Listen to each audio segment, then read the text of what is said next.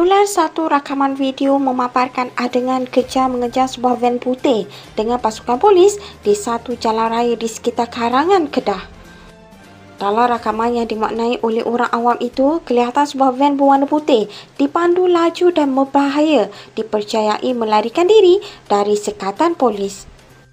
Menurut maklumat orang awam, beberapa buah kenderaan juga rosak akibat dilanggar pemandu van terbabit ketika cuba meloloskan diri daripada pihak polis. Setakat ini, pihak polis belum mengeluarkan sebarang kenyataan berkaitan kejadian tersebut. Menurut info, van itu berjaya ditahan berhampiran Karangan, Kedah, namun suspek telah berjaya melarikan diri.